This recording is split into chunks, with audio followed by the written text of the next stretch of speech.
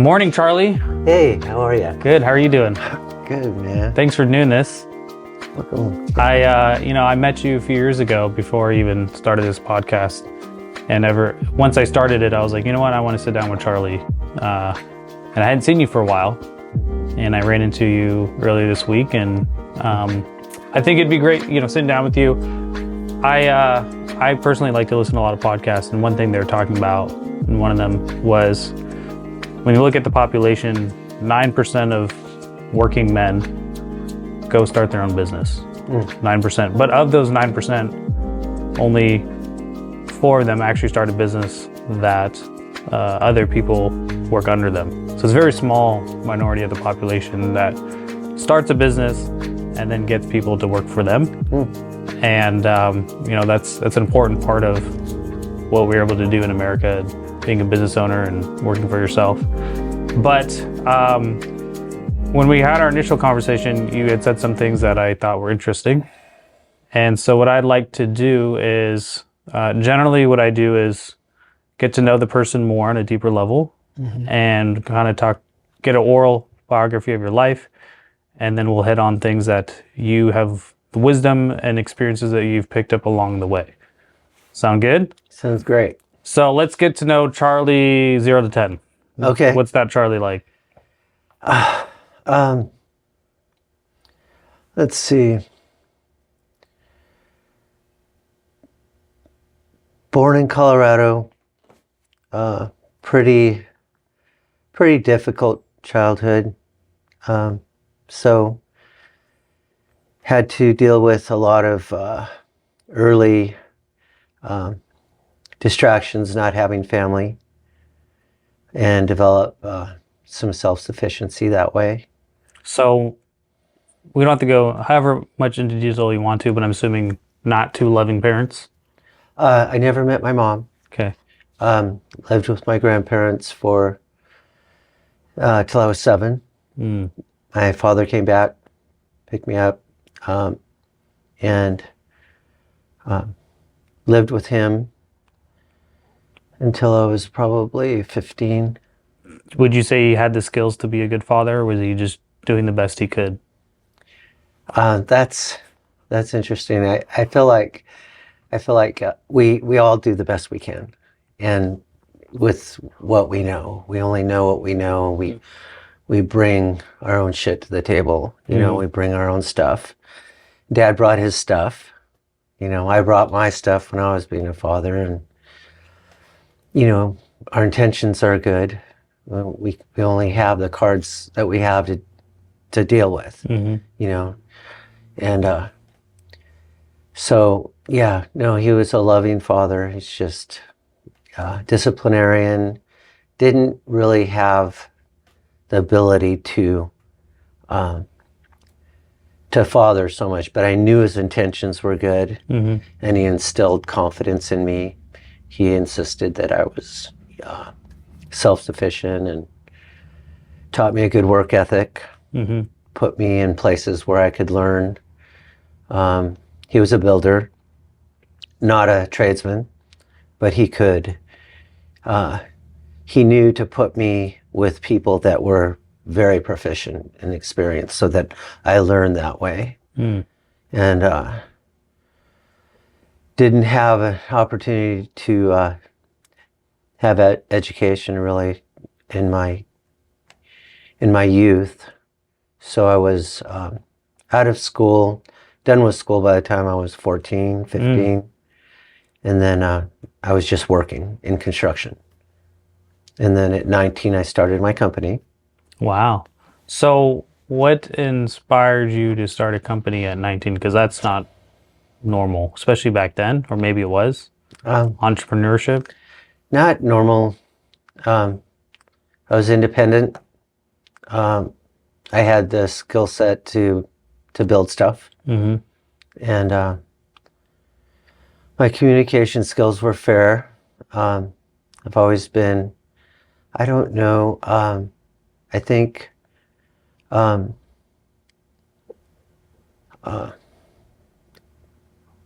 communicator, maybe charismatic. Yeah. Maybe just part of that is caring about people Right. and trying to be kind and help. Mm-hmm. You know, not to sell people on what I want, not to sell, but to Right. help them to acquire what they need to meet their Right. needs. I mean, what I tell every young person I interact with, the art of communication, that's an important skill to have, whether it's trying to convince your wife to do something. Yeah. So it's not just in selling a product, but also anytime you're doing something, right? My kids are trying to sell me on doing something for them. And I'm trying to, so just communication is a good skill to have. Yeah. Now, there are ways you can use it to be detrimental, right? You can manipulate people. There's lots of terms people use. So people that understand communication and then use it to a way that is advantageous to them and disadvantageous for someone else, then that's where I think sales can kind of get a bad name. Okay, so like that takes practice. It's easy to fall, into a conversation, especially with on personal relationships, Right. where you're trying to manipulate or blame. So practicing, Right. being conscious that you can do that, and because you can't fix anything unless you can identify it. So you have to be real about first yourself, being true to yourself, being conscious, almost looking at yourself as a third person, and hearing yourself and knowing thyself. I think being honest with yourself is the only way, and knowing yourself is the only way to really improve yourself, because you have to identify those things that are need improvement. So We're going to get to the point where you start discovering that about yourself. I don't know if were you self-aware at that age, at the young age of late teens, early 20s? Or was that a little later in life where you became more self-aware? Definitely later. Youth is like love, it's blind. Yeah. I was a good looking young man. I had money, I had the skill set, was healthy. So there was no need to really take account. Right. That comes later. I think that like so much in life, it takes some pain, some real trying events to come to terms with, to really take account of inventory. Does that make sense? Yeah, it does. Yeah. So, late teens, you were already busy working with your hands, and so you had probably seen other business owners, and you figured, why not me? Dad was an entrepreneur. He made and lost fortunes. That's what I grew up seeing. So more is caught than is taught. You see it, you integrate it into yourself. Especially when you're young, you absorb so much. Right. I think that,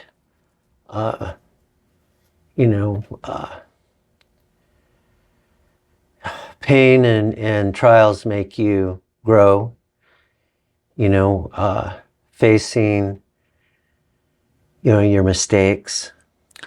It's interesting you mention that. Like, one thing that I'm trying to get across in this podcast, and I'm still learning through as I hear people's stories, is can we learn from other people's pains Yeah, and experiences? I've heard you say that. Right? Yeah, I've heard you say that. And so that's kind of the point, as you went through hardships and trials, can someone else learn without having to go through your pain and experience? Be like, oh, those are some things to look out for. I think so. Because that's what I'm trying to do as a father with my kids, Yeah. right? Hey, when I was 18, Yeah. this is how I was. You don't have to be that way. Well, certainly, okay, more is caught than is taught. Mm-hmm. So when you spend time with your children, that was one of my mistakes. I didn't spend enough consistent time. I always, because I was working so much, I always took a few vacations a year where we were together for 2 or 3 weeks or 4 weeks.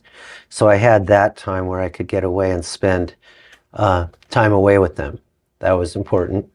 But the long hours running businesses, it's tough on that family, those relationships. Right. The marriage too. It's really hard in the marriage. You know, one thing I've never heard someone say yet, and maybe you'll be the first, is I've never heard someone say, especially older in life, looking back on their life, wishing they would have worked more. No, that's and yet that's something we do as men. That's across the board. Yeah. That's something we do as men, is we, especially if you're in the entrepreneur world, is we kind of glorify putting in the, you know, don't work 8 hours, work 16 hours.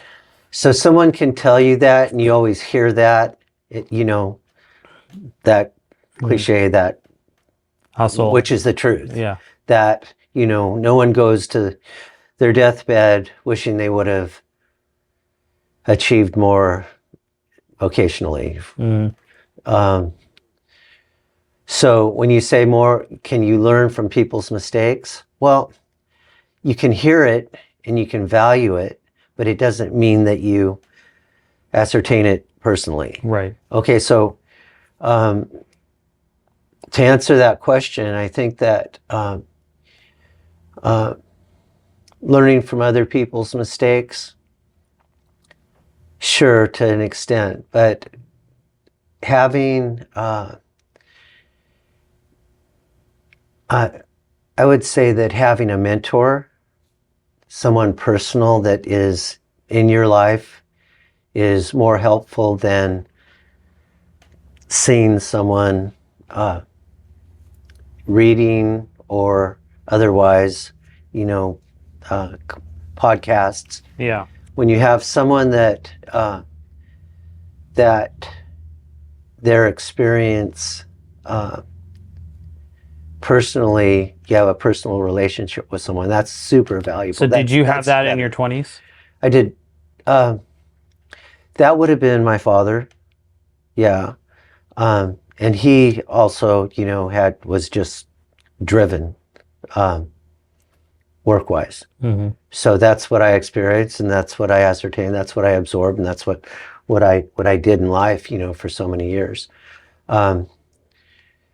Attachment style, you know, I think that you have to be real careful with that. You know, I think that hopefully whoever is influencing you growing up teaches you, and you experience personally, you know, good attachments. Because I think that can affect you in how you know, your relationships go in your adult life. Yeah, as a child though, you don't have a whole lot of say on who your parents are and what type of people they are.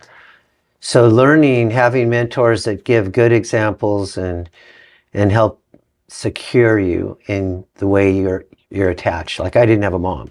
Yeah, that's huge. So that was tough for me. That is tough for me in relationships. I have to practice and be really aware. So was your wife your first strong female relationship? You're your only, besides maybe? You know, my first wife passed, and I had 2 children with her. And how long had you been married? we were only married for a few years. Wow. Yeah. She passed away from an accident, or did Yeah.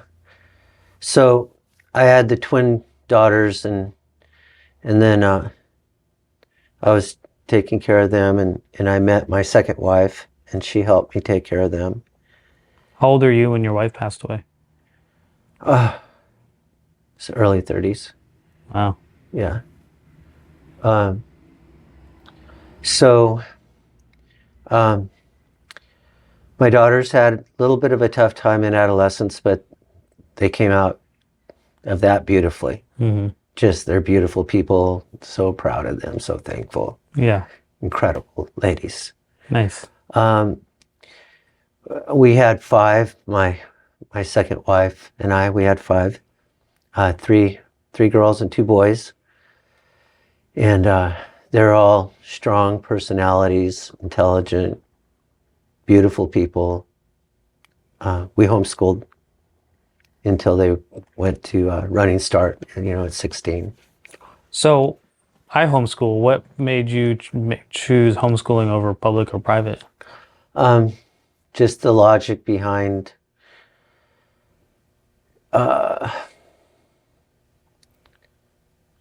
looking out for them, for we wanted to influence them the best we could personally.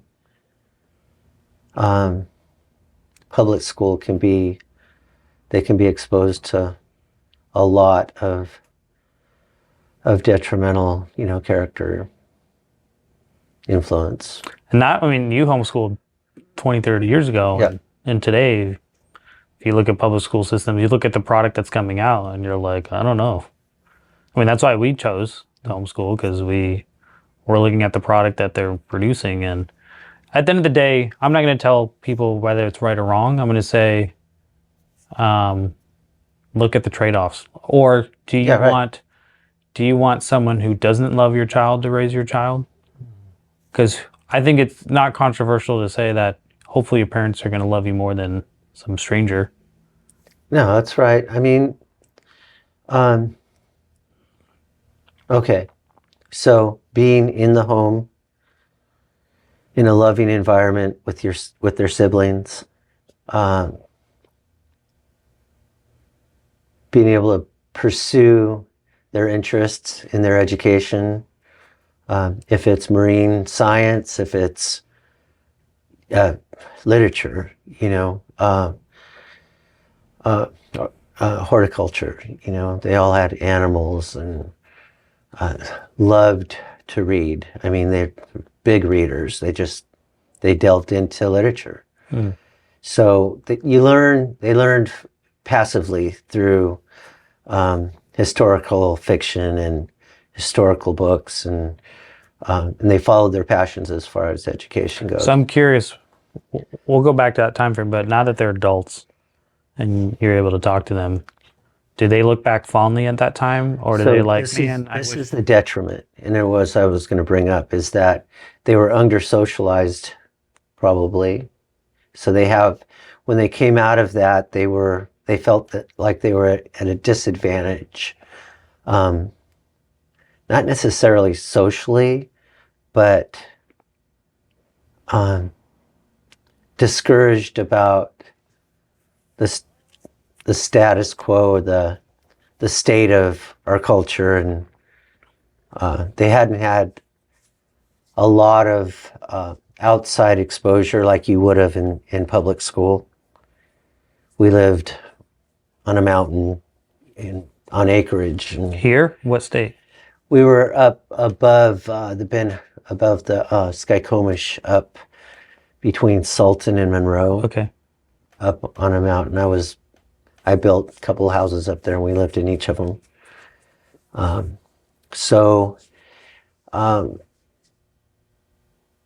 There are cons. There's the pros and cons. I feel the pros totally outweigh the cons, outweigh those.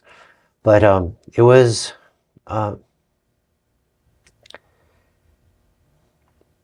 good, but we still get some flack over it. Really? Yeah. And that's why, like, not all of them, not all the kids, but a couple of them. Yeah. when they were growing up, because my kids are going through that. We go to a church, so they get community there, and then we're part of the YMCA. Yeah. So we played on sports teams. So I'm curious, did you go out of your way when they were growing up? So they were at church. and they were in sports. But for some of them, that still wasn't enough social. It's funny because, and I'm real sensitive to this. There's only, actually really one that complains, and that's hurtful, Yeah. So, so I would digress and say, for the most part, it was real good. Yeah. Because there's so many kids that have gone to public school and be like, that was a joke. I got exposed to all these negative things. Right. Right. And so it's like nothing in life is ever going to work out 100% the way you would have liked. Right. That's why life's more about trade-offs than it is about 100% right or wrong. And that's why as older I get, I try to get away from right or wrong as far as thinking that way, but it's just more of trade-offs, right? Whether it's elections, whether it's vendors or whatever it is. It's just like, how can we look at this more from if you do this behavior, this is a general outcome versus if you go this way, this is a general outcome. Which one do I want? And so when you homeschool, these are certain things that come up versus if they're, because I went to both. I grew up in a private school, but I also was fortunate to have really good teachers, but I was definitely exposed to stuff that my kids won't have to be exposed to. And I am sure in public school with just the swear words, the disrespect, the sexualization.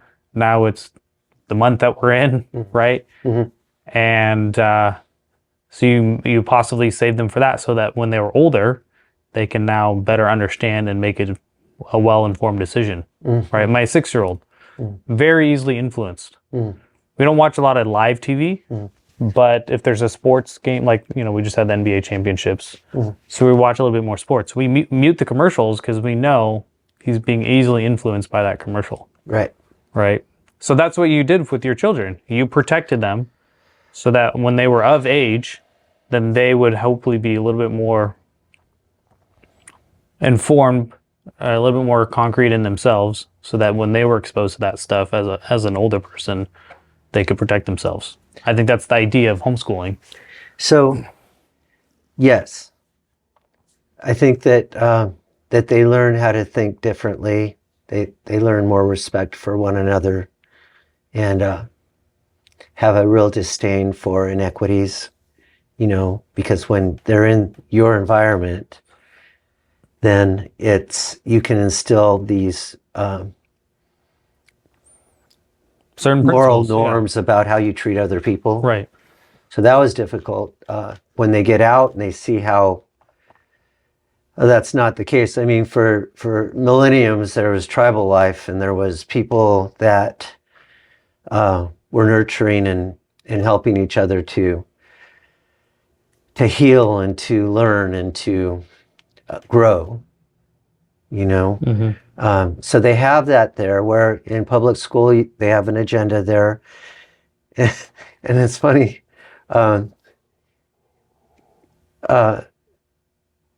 when I have to be out, at in the morning hours, where everybody's in their path to work, their commutes, how much traffic there is. And because that's not how you think when you're growing up, and the children, they don't think like with the same agenda that is trained in public school. Yeah. That you follow the herd, that you get an 8 to 5, that you go to college and you get a degree, and just the status norm to be successful. And I didn't see that. My children didn't see that. Your children aren't seeing that necessarily. Yeah. They're going to follow their own. They're going to choose their own lines, their own journey. And so I think that that's a real advantage. I'm not usually out at 7:30, 8, 8:30. I come to work early, and I don't I don't have to. I didn't follow the normal course. You Yeah, you mentioned don't you don't have the 9 to 5 mindset. yeah, and I didn't. I Not don't. that that's wrong. You just don't have that There's mindset. an agenda that you learn in school. That's what I was trying to, draw that parallel with you. That people learn to just go to work be to work at 9 o'clock and clock out at 5. And the percentages that you mentioned about people, the small portion of people that are entrepreneurs and then hire on and all of that. I think that's an influence. It's partly how you're wired, but it's a lot of what you see growing Nature up, versus nurture. being in public school or being where I was, around my father, um, building businesses. And so that's the plus about having them in homeschool, I think. So they don't just think for themselves. There's 6 of us in our family. Yeah. And we've all pretty much homeschooled. Mm-hmm. And now they're getting to the point. I was talking to my sister the other day. Her eldest just finished high school, and now she had to go out to the workplace. But they still have kids at home, and now they're not. It's forcing them to think like, are there things we can do differently to prepare our younger ones for the workplace? Yeah. Because maybe we did shelter them a little bit more than we could or should. Maybe because their kids are in a bubble just like mine are. Bubbles aren't bad. Bubbles are meant to protect, right? But we also want to prepare them for the real world, right? How do we do that in such a way we're not overly exposed, overly sexualized, overly whatever, but protect them, but also make them prepared?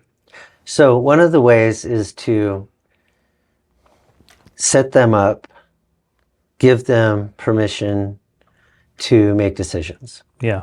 To make sometimes not so good decisions. Right. Yeah. Not to... You don't set them up for failure, but you give them an opportunity to fail. Yeah. Give them a little, let them start making decisions. I think, that mentoring thing is, talking about at the appropriate age, the hard things in life. I mean, one of the things that I think, for me at least, and for many people, because a lot of time marriages aren't so good at home, is for you, for public school, to have not sex education, instead have marriage education, spousal, child rearing, really practical stuff that's the most important thing in your life. Yeah, it's funny you hit on that, because it's like kids spend 12 years in school, but they don't learn things that are actually practical. They don't know money. Well, there's an agenda, I mean, depend on the government, get a job, go to college, get some college debt, and a degree that you're not even going to use sometimes, a lot of the time. Yeah. So, it's a program, there's an agenda, and it's, I mean, I haven't worked for anyone since I was 18 years old. Did you ever get your GED? I did, and I went to school in my 20s. I went to community college, took economics and sociology and psychology. I've learned more outside of school than I did in school. Oh, absolutely. And so it's like, I'm all about learning, but you don't have to do it in a school setting. And I think that's the part that most people forget, is they think learning is done in school. They get their high school diploma, they go get their degree, and then they stop learning. Yeah. And it's like, my friend, that's when you start learning. Yes. Not when you stop. And I think for a lot of people, they stop learning once they finish school. They go do their job, then they go home and watch TV. They go to bed, they wake up and do it all over again. All right. They have their program. Yeah. And it's set, and, I'm older. I have something on my desk. It says, "You're you're not old until your dreams become regrets." Yeah. Have you gotten to that point? Oh, absolutely. Really? I mean, my my dreams are, having vision. Without vision, the people perish. The scripture. Um, there's a reason for that, because living, having your journey is so, it's imperative that, you are conscious about not only improving yourself, looking at yourself closely and understanding that there's going to be all these barriers and trauma in your life, but you're not defined by your circumstances, and certainly your circumstances and the thoughts and feelings and emotions that come. Have you been to a therapist? It's how you, if you have to be conscious of that, because it's not necessarily how you perceive it. You can change how you perceive it,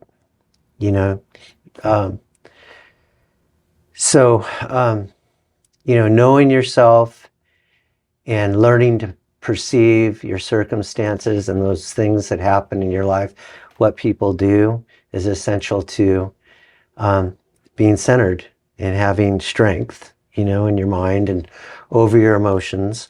But it takes work and practice. I mean, it's something you got to practice. So this mindset that you have now, Yeah.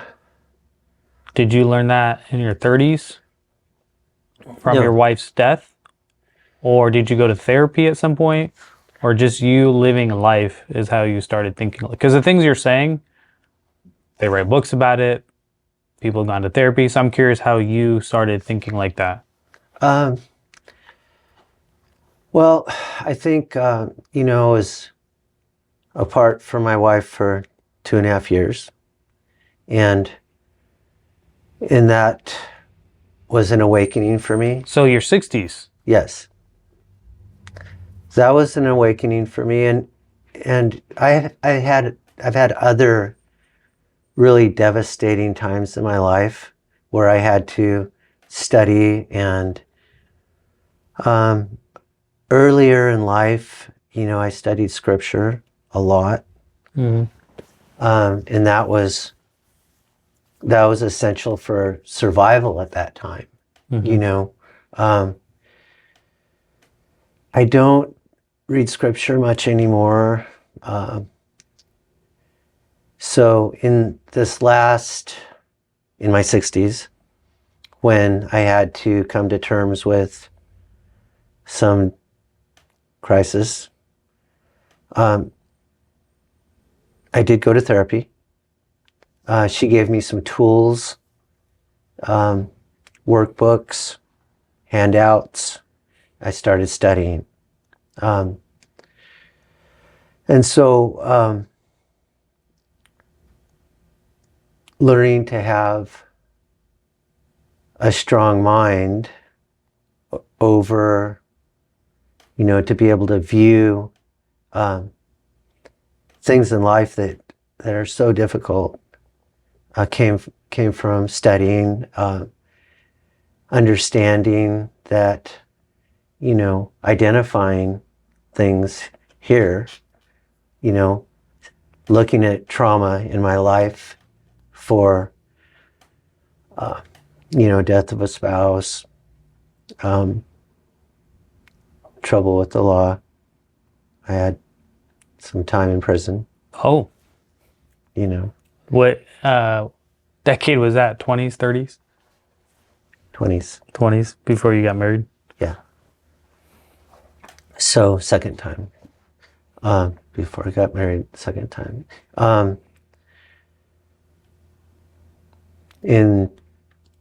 Let's see, what was it? As soon as I got out, I started my businesses, and, did very well.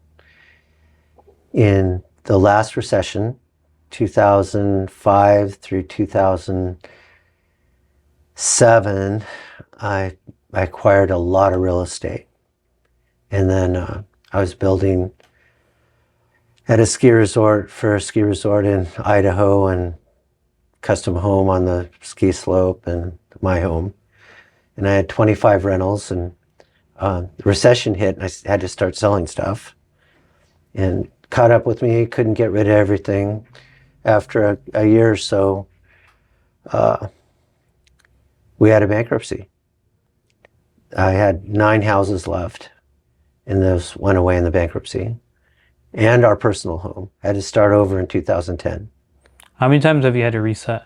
Was that the one major reset? Well, prison was a reset, getting out, but it was beautiful. It was How long were you in prison for? 46 months. That's a long time. Yeah. Was it for drugs? Yeah. That's how many years is that? It's several years. Yeah. What was some there's a TV show I watch, Mayor of Kingston. I like TV shows. I watch them at night sometimes, but that one's interesting because it's a small town, and it's talking about what happens in prison also affects what happens outside, right? Because there's gangs both in prisons and out of prisons, and it's showing that dynamic of nothing is in isolation. And so it's just very interesting. I mean, a lot of it's fictional, but there's probably some truth in how that works, especially in a small town. Like if you, it's just how there's a fixer and who's trying to keep the peace so that there's peace in civilian life and there's peace in the prisons. So, but what's one lesson? I never want to go to jail. I don't want any of my kids to ever go to jail. But what's some key takeaways you learned from jail? Because that's something I hope you don't have to go through. Some things in life you kind of like, if you want to get really good at a sport, you got to go do the sport to get good at it. But I think there's some things you can learn from prison without having to go there. I would say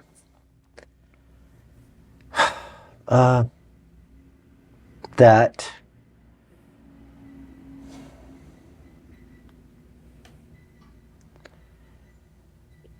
first of all, it's horrid.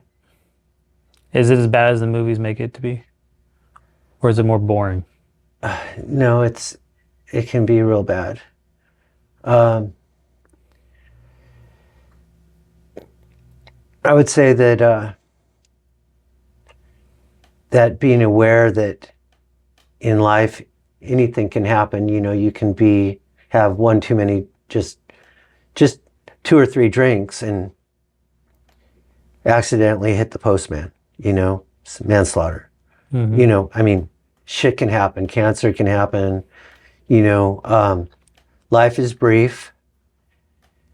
You don't want to have to do that. It's not worth it, whatever, you know, just to be prudent about life and being aware that, you know, because we're really sheltered, you know, we're not used to shootings and all that, but anything can happen. You can get T-boned and, you know, lose a leg or an arm or whatever, right? Right. So life is precious. You are precious. You're worth taking care of, you know, so that's self-care. You're worth that. And so, I mean, value, you know, valuing. Did you read a lot when you were in prison? I did. Because that's what I hear. I've done a few podcasts now with guys that were in jail. Yeah. And depending on what security level, like I learned a lot. I was like, I didn't know is that like if your sentence is less than 10 years and you're in type of this, depending on the type of, it's very like, I mean, that's why they call it a industrial complex. Yeah. And right? it's not just based on the length of your term. It's also based on your history, your crime. Recidivism, you know, the return in those years was 95%, you know. I don't know what it is now, but the contributor in California that put the governor in office was the correctional system, the guys that built it, and the union that employs those people. big business. Yeah. So they were trying to keep people in prison and put as many people there as they could, because they were building prisons. I would say, you asked me what did I get out of it? It was, again, that period of time where I really got to know myself, and I studied and tried to instill virtue. And I think that it put a lot of value about life, about how precious life is, and about that journey. Getting out was like out-of-body experience. I couldn't quite believe that I got out. Did you serve a shorter sentence than what they wanted you to? Yeah, a little bit. There's some times that I had to defend myself that I got a little bit more time for, but you have to do that in there. I was stabbed a couple of times.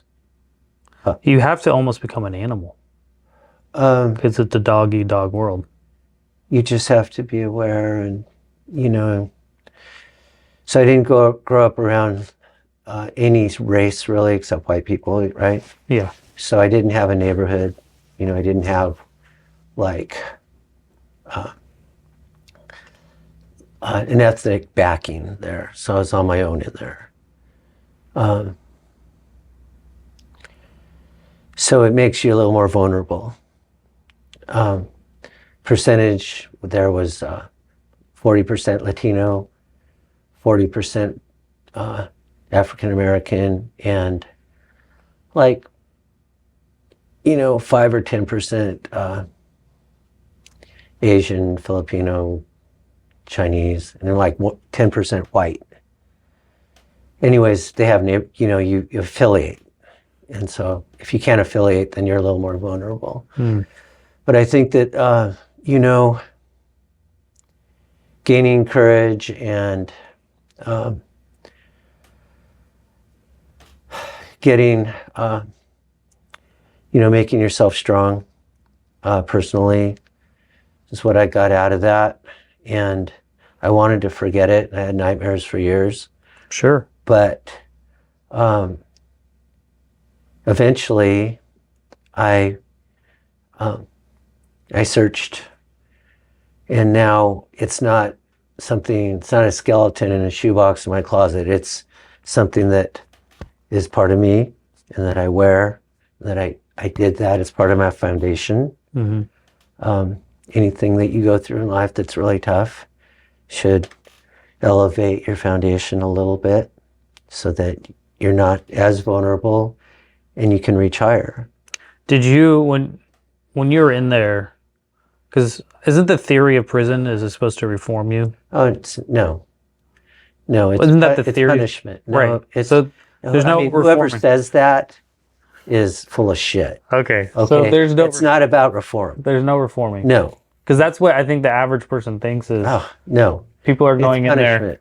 But what I'm hearing is the actuality is it's terrible, and what's happening is you're learning how to be a better criminal when you're in there, because now you're able to learn from you other can criminals. Do that, but there's a whole culture there that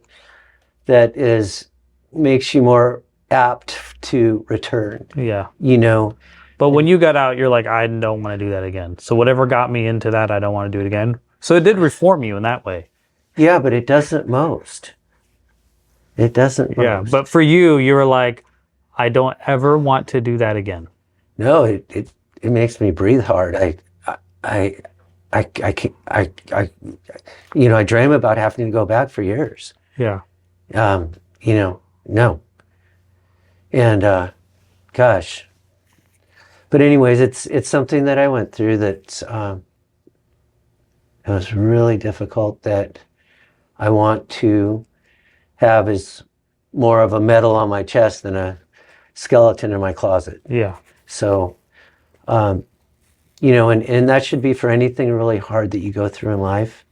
It should, I know the cliche, if it doesn't kill you, it'll make you stronger, but it's not just stronger. I mean, it's just something to understand, there's no accidents. there's some cause and effect to everything, you know. Taking responsibility for it is how you can grow from it, you know. I did something wrong, you know, I was involved in the drug trade, and, you know, I paid the price for it. So this is more of a comedic, but I did a podcast with another guy who had a roofing business. He was part of the drug world for 40 plus years. Yeah. And back then he didn't have cell phones. So he would have customers, he'd have a client do a job at the job, work on building the roof, but then he would have people coming throughout the whole time delivering his drugs. It's quite funny because back then he would just leave on his voicemail, meet me at this place if you want your drugs. And then they would go to his, I was like, didn't the client know like what was, it was just funny that. A lot of businesses are like that. Yeah. Yeah. Covers. Yep. But all right, so we're kind of jumping around because we're hitting important philosophies, and I really like that. But in your 30s, you got your second marriage, and you have your kids. You're working really hard. I guess what would you say? Like, so I'm 35, and now that you're in your 60s, what advice would you give to your 35-year-old self? Not out of regret, but just like, hey, man, you got kids. This is kind of where you're at in life. Maybe you can adjust this way or adjust that way. Or what's some philosophies that you would share to your younger self to start practicing? Certainly alone time, you know, methodical time of writing, journaling, you know, understand yourself, your thoughts. I think that, and I know that sounds so base, you know, but the point is that, you know, you can only give what you have. You only know what you know. You know, knowing thyself is the most important thing you can do to be there for the people you love. And not only be there, but be authentic, because you have a better grasp on, you know, where you're at. You're in your skin, you know, you make mistakes, then you can dissect that and talk about that here and eliminate those detrimental things in your person, which are, you know, looking at your shortcomings, that, you know, getting over that. You know, it's good for your self-esteem to work on yourself. It's good for your self-image. It's good for eliminating shame and guilt, you know, about things. So that time alone is super important. That's what I would say. To spend time with yourself, invest in yourself personally, not just learning, but with Josiah. Because, I don't know, something that's come up recently in my writing is it's important to be authentic.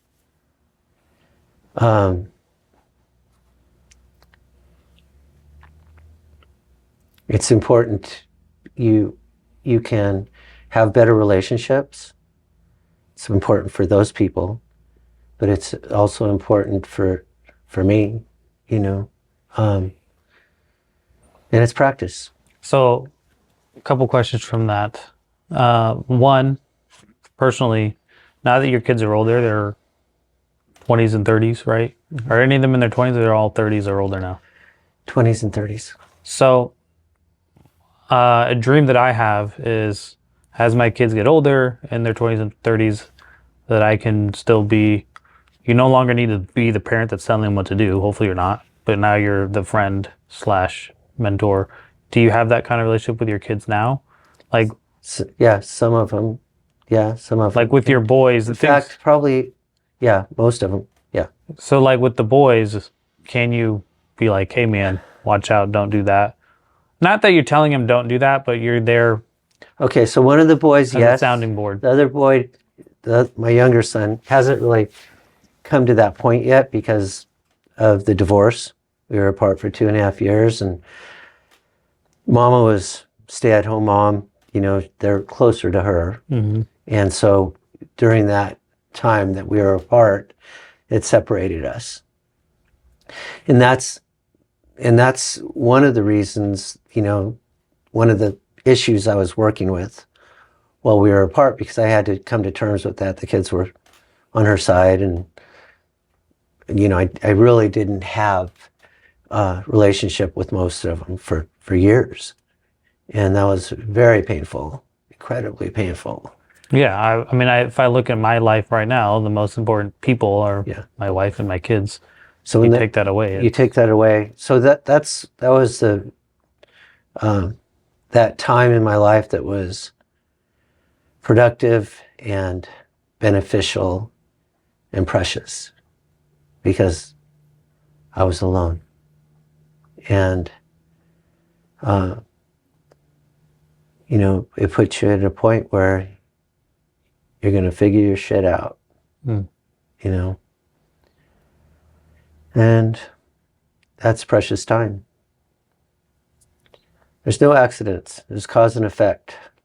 You know, this journey, your life is not an accident. Mm-hmm. You live every day. You try to remember that, you know, that you want your life to be good. You take that one day at a time, and make it really good. Be conscious first, and then be accepting of where you're at. And so once you accept, and you're conscious and accept, then it is you are what's the word, conscious. You're okay with where you're at. You accept. Mm-hmm. That allows you to be thankful. Once you're thankful. But you didn't understand this stuff until your 60s. Well, no. I mean, when I was locked up, I learned it. But you're always processing and practicing. Mm-hmm. You know, I gained a lot of strength while I was locked up, mm-hmm. and I came out a new person. I think that we can become obsessive about things and lose track of what's important. I was working way too much before we had our divorce, you know, and that's not being really conscious. Yeah. What would you say to the guy that's putting in the 12 to 16 hours a day? How would you tell him to balance that? Well, what would you say to we already talked about that a little bit. But what would you say to your 50-year-old self? Okay. The one that drove your marriage apart. I would say that spend time with yourself. Understand yourself. Be good in your own skin. And understand that, well, for me, because I came from that place in my childhood, the attachment style for me is not really very secure or trusting, if that makes sense. Yeah. So then you feel like you have to perform and give to be accepted and loved.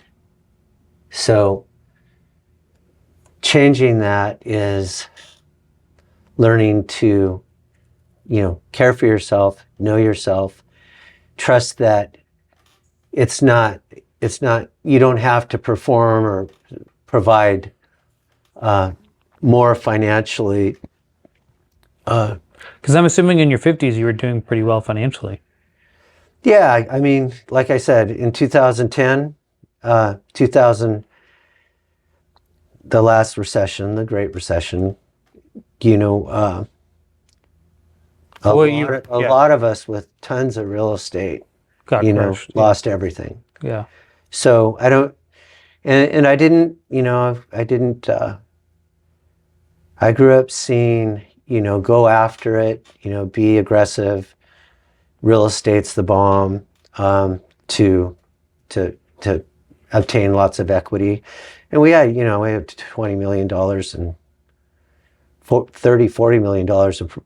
We had at least 10 million in equity, you know, and it all just evaporated. What did that do to your psyche? Did that make you feel less of a man? It was hard, but... or did you have the mindset I can build back up? I did. I had the mindset I could put it back together. Because how old were you at that point? Well, let's see. So late 14 40s? years. So I was 52. To do that at 50 versus late 20s, that's hard to... So I started back at it, you know, from a rental house, and all the vehicles went away. I had to buy an old used truck. Started from scratch in 2010. Closed the bankruptcy, started over, built the business back up, bought a house again in 2014 right up here on the hill. Nice house, proper Mill Creek. So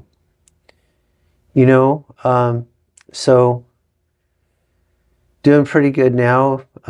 Took a hit when the wife left. You know, we had to sell the Mill Creek house.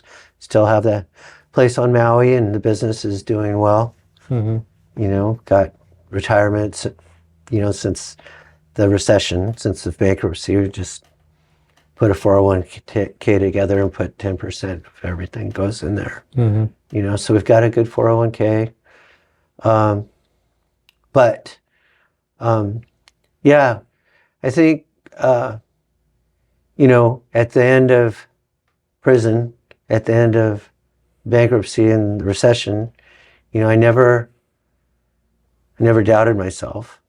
I always knew I could do it, you know. So, and that comes from exposure. I think it comes from hard times. You know, it comes from my dad, you know, letting me just start working construction at 15 till I was 19. Then I started my company. Went back to school in my mid-20s, you know, economics, psychology, sociology, gymnastics, anthropology. Have you, has fitness always been a big thing for you? Which? Fitness? Oh, yeah. Yeah. And in prison, I worked out like 6 days a week. Yeah, what else are you going to do? Yeah. Read books and work out? Yeah. And work. They make you work too. But it was really enlightening for me. I think I obtained a lot of virtue while I was in there, you know, instilled in myself. And when I was out, I was just like the happiest guy on the planet. Well, for sure. I was like, you know, just walking out the gate and looking back at the barbed wire, and I just couldn't believe I was out of there. Because you can pick up cases in there, you know, shit happens. Yeah. I mean, that's why they make so many TV shows on prison and just the crime life, because it's there's always a lot there. But so where you're at now in your mid-60s, I guess what are your thoughts personally on the future for yourself? And then, well, remember, you're not old until your dreams become regrets. Yeah. And so that motivates you. Your vision, your dreams motivate you. I want to work for. Well, I'm going to probably work into my mid-70s, but I want to be mostly consulting within 14 months, 16 months. By the end of 25, yeah, I want to pass all this and just help from a distance. Have You don't want to sell the business though, right? Because you like the cash flow. I'm trying to give it to the kids and have some equity here, and I'm not sure if that's going to work out. So it's either they'll take it, and I'm trying to train them and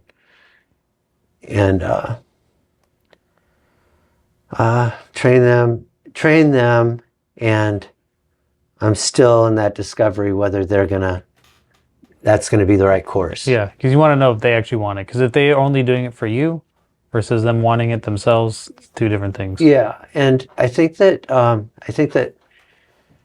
I'm looking at investing and shares. How to put on to want them invested and still, have options where if they don't stay, those shares those options go away. Right. Yeah, incentive package for sure. Yeah. So it's an exciting time. I still have some gas in my tank, but every year I go to Colorado for at least a month and ski. And I spend a few months a year on Maui, and I work remote on both of those. No, excited about Maui, I'll probably start something over there. So one thing you talk about is mentorship. Yes. Are you finding a way how you can give back to the next generation somehow? Well, or the upcoming young, not even young, but even the mid, a lot of these dudes in their 40s, I think they're in a place right now.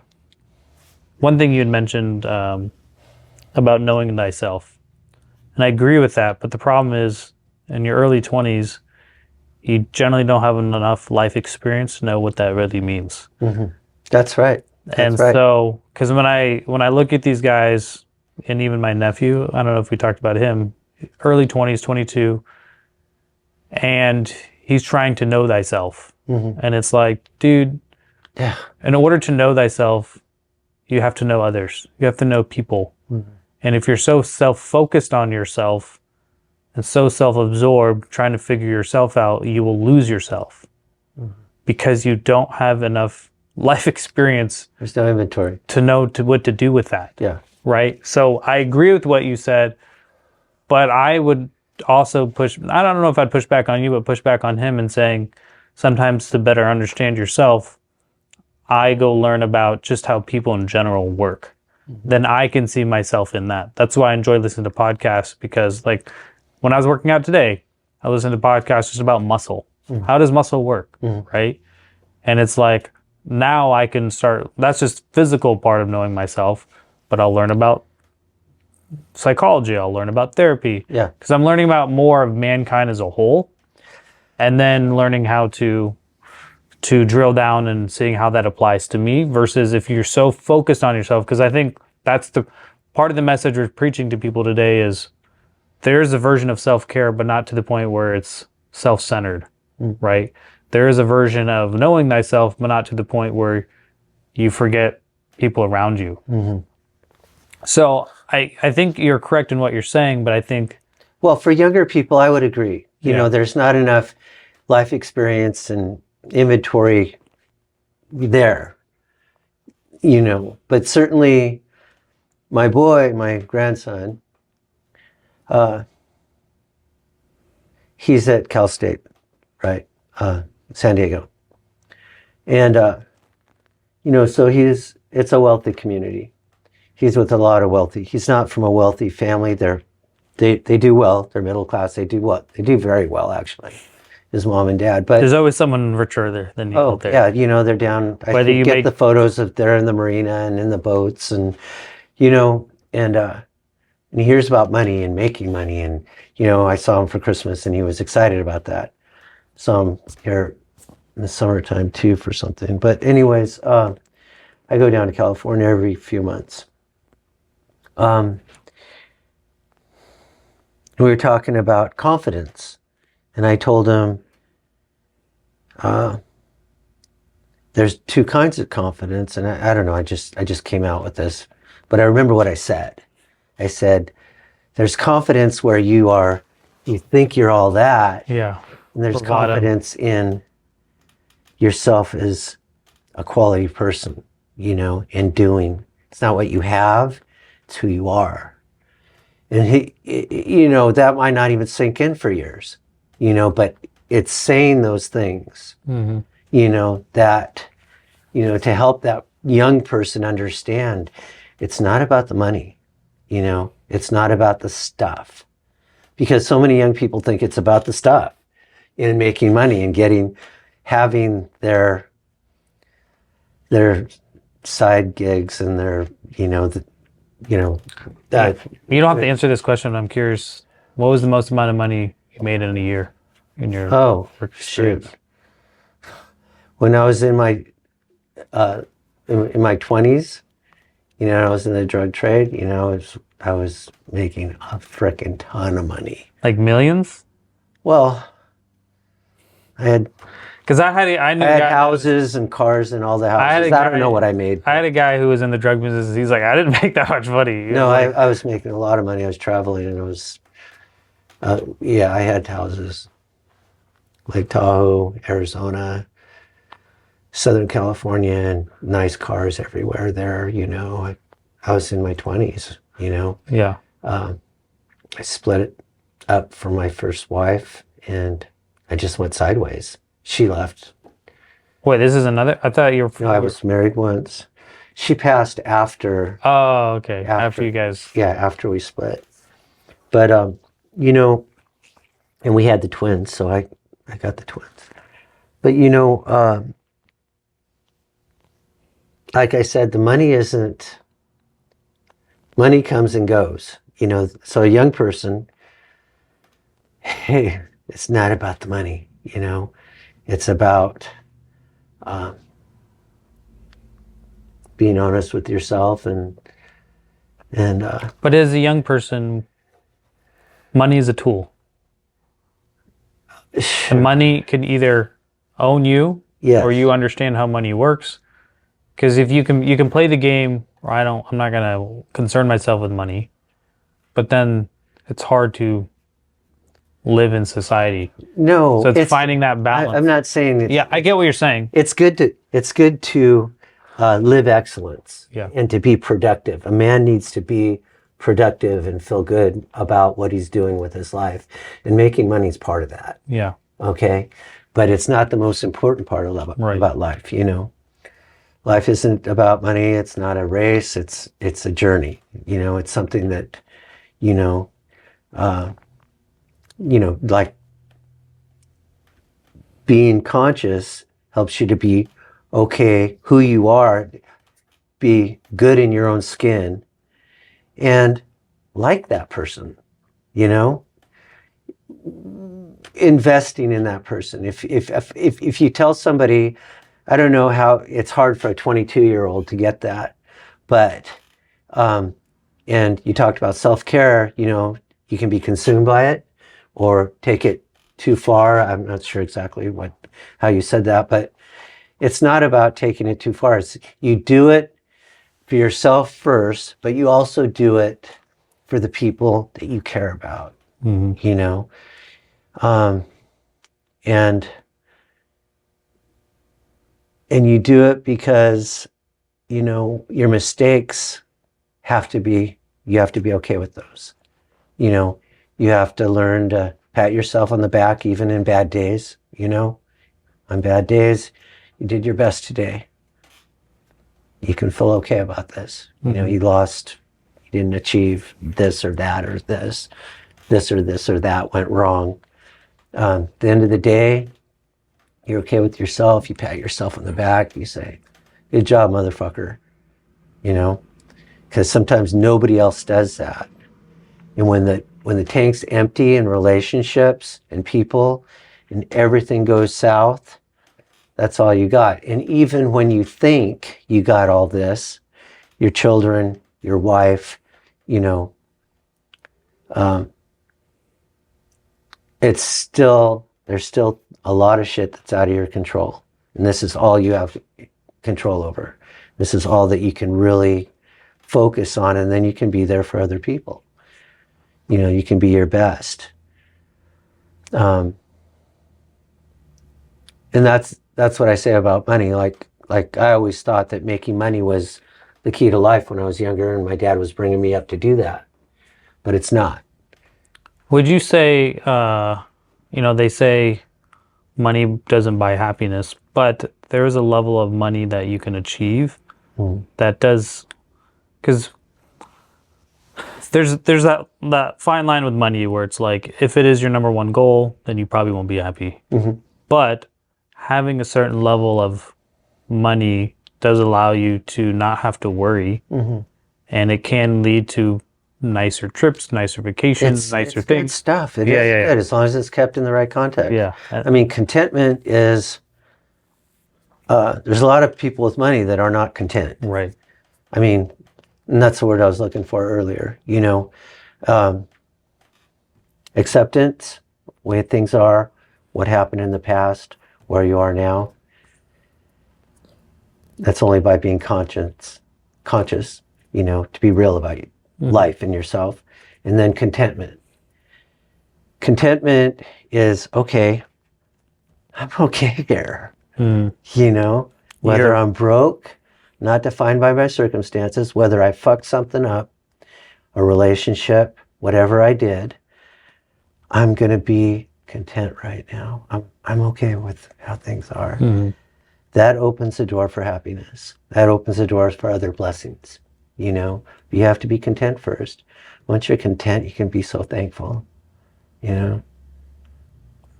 A few last statements and then there are questions that I have for you. So you've had 7 kids total, correct? So I'm curious what your relationship is.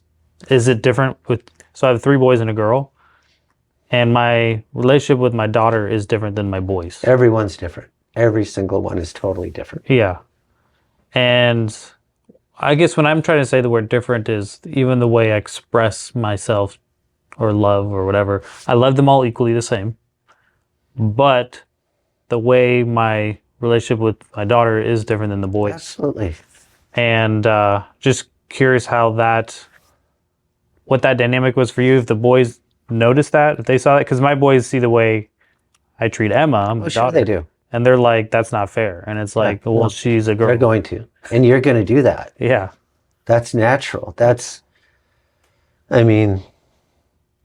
The core of your brain here from when we were living in huts, defended the girls. The girls were precious. This was, it's all instilled, and that's how we are. Yeah. And that's what I'm trying to, I think what the boys will understand when they're older, because they just think why don't you treat her exactly like us? It's because you're a man, and someday you're going to be out there defending for yourself, and life's cruel already, right? But I need to prepare you for that reality. Yeah. And for my daughter, I want her to be prepared, but she doesn't need to maybe man up as much as a man would, because life will kick you in the mouth, right? You can teach them to be good and protective to their sister. I'm trying, yeah. You can tell them, man, I love you so much. I love you different than I love my daughter. Be honest with them, But yeah, I was just curious personally with your relationships with your kids. Yeah. I'm sure from my experience, my love for my daughter is different than my love for my boys. And I don't know. It's okay. Yeah. I'm okay with it. Yeah. Yeah, they have to be okay with it, but you have to talk to them about it. But they're kind of like, what's going on? It's like, dude, I think life is harder for a girl. I'm out at night. I don't have to worry about getting someone beating me up. Yeah. Right? Right. Unless I'm doing some type of illegal activity. Yeah. Or if you're a somewhat attractive girl and you're out, even in the middle of the day or at night, that's a concern. Yeah. You have to be more cautious about that. Oh, yeah. Or a dude, I've never once walked out of the gym and been because, I go to the sauna at night. Yeah. And at 9:30, 10 p.m., I'm not worried someone's going to come do something to me. Yeah. Or if you're a girl, that's a real concern. Yeah. Right? You don't have to live in fear, but that is a concern that some guy could come and try to take advantage of me. Oh, yeah. And so that it's just different. Yeah. So I appreciate the fact that you had it. Yeah. You recognize that there is a difference with Oh, yeah. with your daughters. But I'm curious, they're adults now. How is your relationship with them now? I know that divorce probably wasn't beneficial. Yeah. So we've been back together for 6 months, and yeah, there's still residual pain there for them. And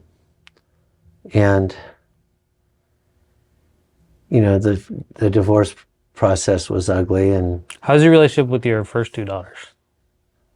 amazing.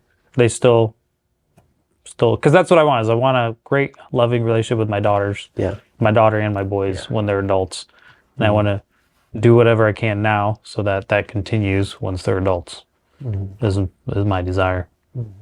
But so this podcast is called The Game of Life. Okay. And so, having talked for a little bit, I always like to ask people, you can summarize it in a sentence, a phrase, a paragraph, but to you, life is ...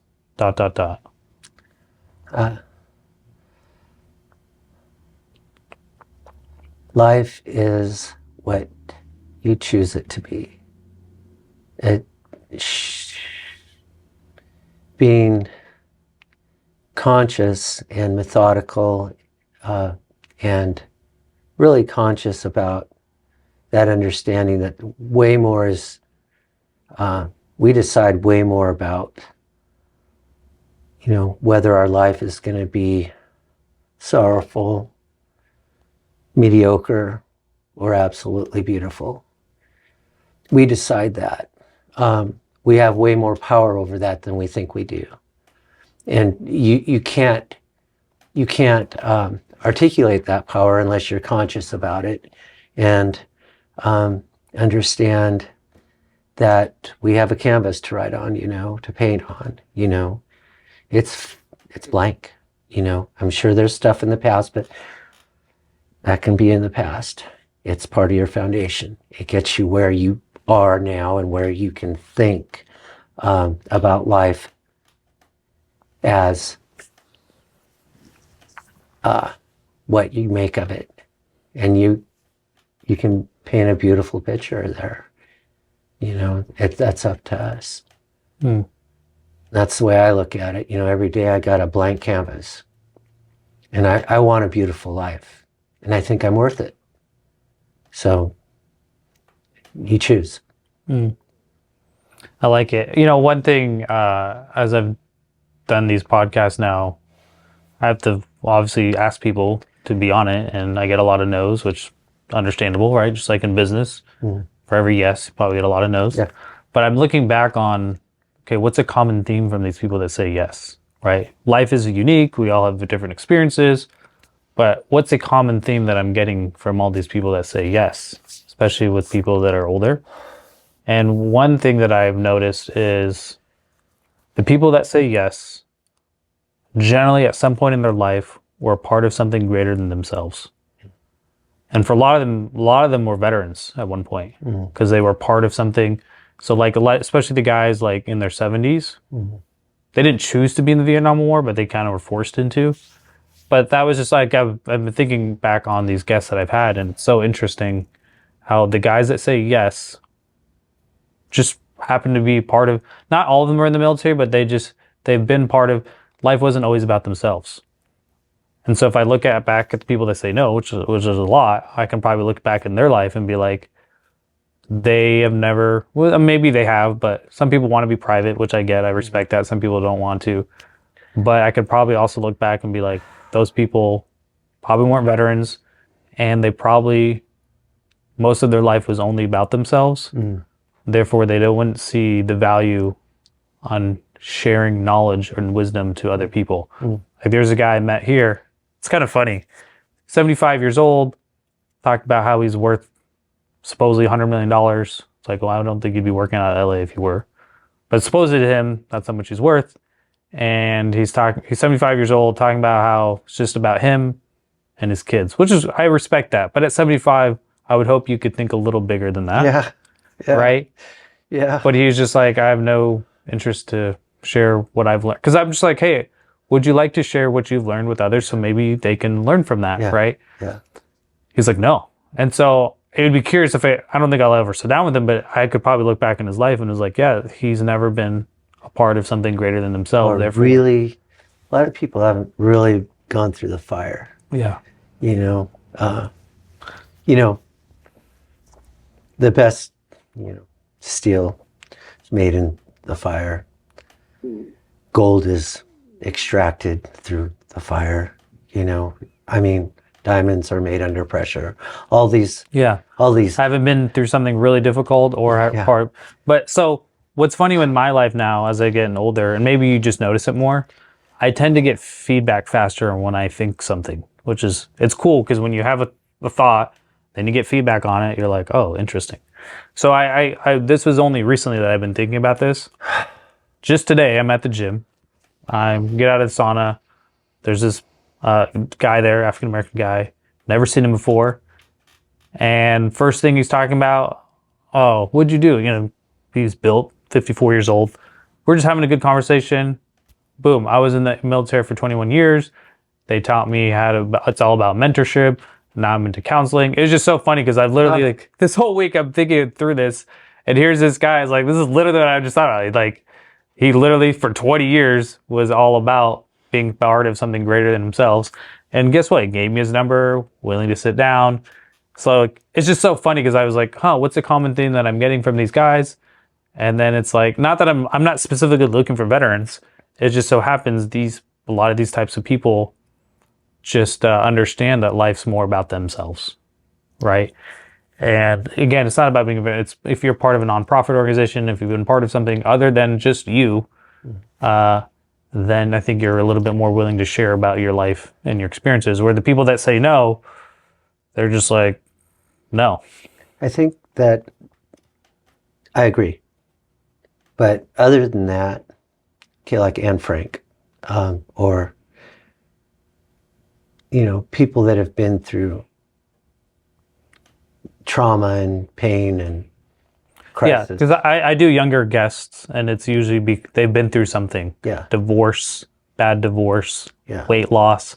And so if I don't target younger people because it's a much harder for them to say yes because it's hard. They're still actively in the game of life. And so there's repercussions for something they could say that could personally hurt them now. Mm-hmm. That's why I target older people because it's like, I love dudes in their 70s because at that point they don't care. Like, sue me if you don't like what I have to say. Right. So that's I target 70-year-olds because they're still like, just don't care anymore. They care, but not to the point where it's going to negatively impact their life if they say something that could offend someone. But if they're younger, then yes, they've gone through some kind of struggle that they're like, okay, I'm willing to talk about that struggle so it could, benefit the next person. But, I really appreciate this. Is there something we didn't talk about or a question I didn't ask? You're like, man, I really wanted to get that off my chest to give on to me personally, but also to younger men that could be in a similar position as you of just working really, really, really, really hard. There's lots to struggle with, looking at, backing up, seeing the forest from the trees, when I'm maybe making some decisions for sure.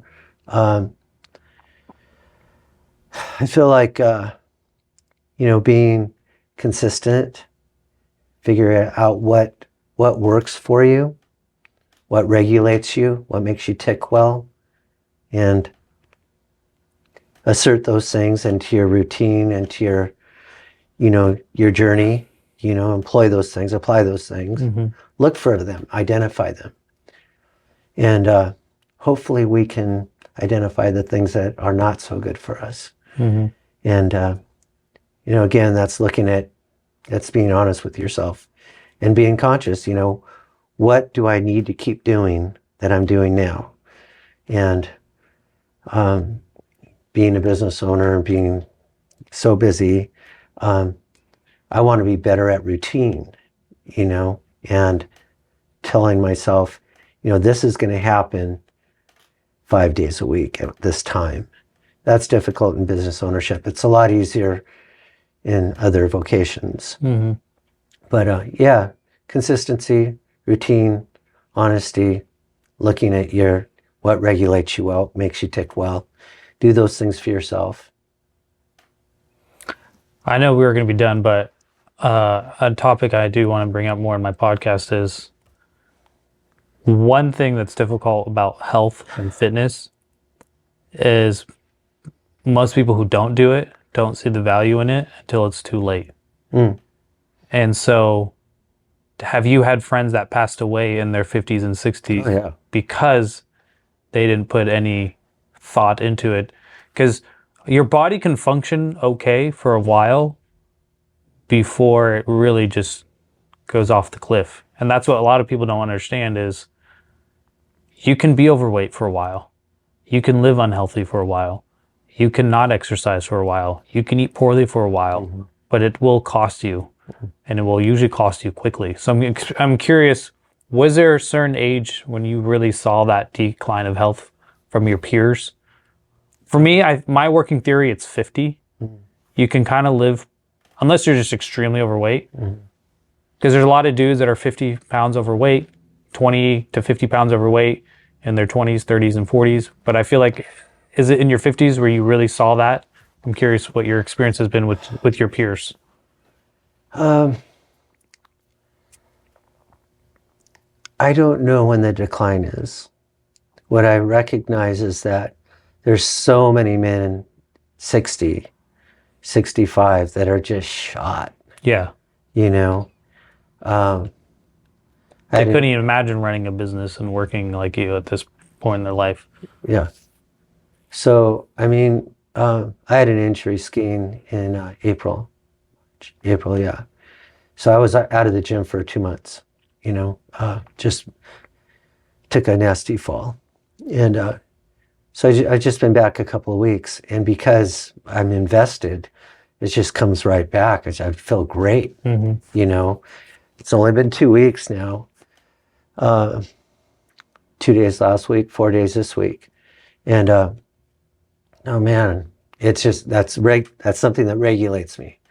It's rhythm, it's movement, it's moving, it's and there's rhythm in it, and it's for me it's concentration and it's more than just, I think, meditation. It's so therapeutic. People who don't work out think people who do work out are doing it for aesthetics, and it's like that is a byproduct. Yeah, no, it's not that.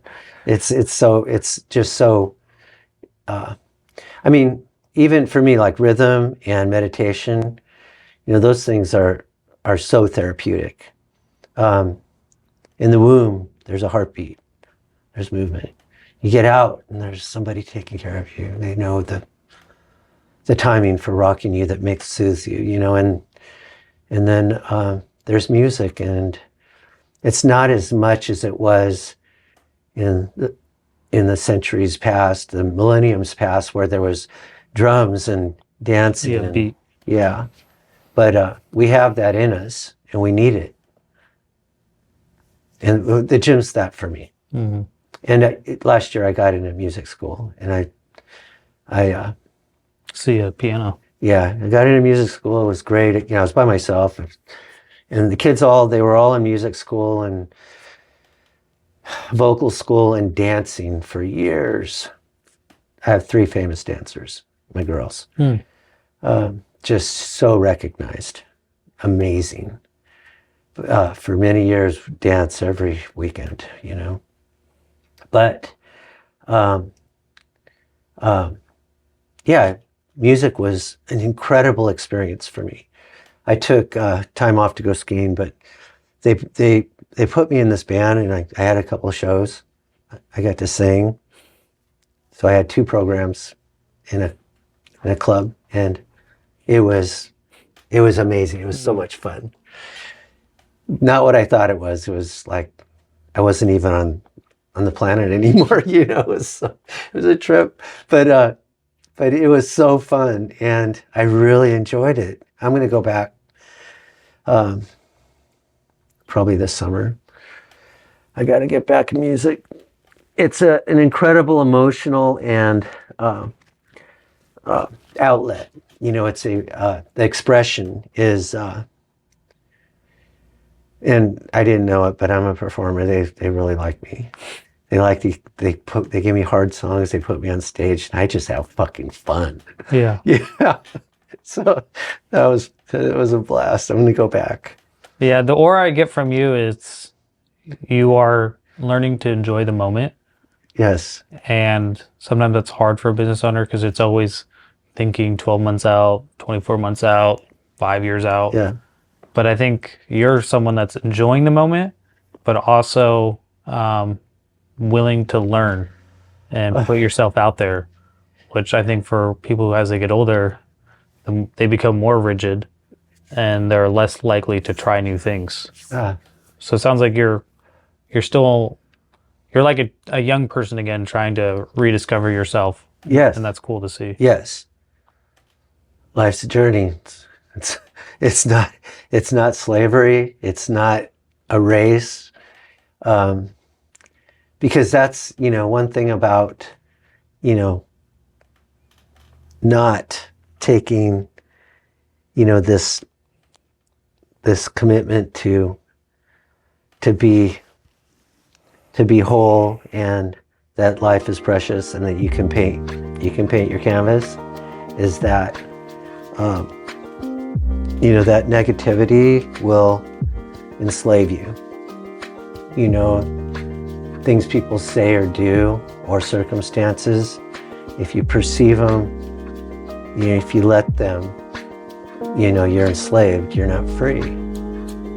And being content is having the right perspective over those things, to be free, to be able to paint a beautiful life or have a beautiful journey. You have to know how to perceive those things. And I don't do it all the time. I know that I have to, but I just have to practice. You don't get there. You're never there. Right. Yeah, I appreciate it. A lot of fun.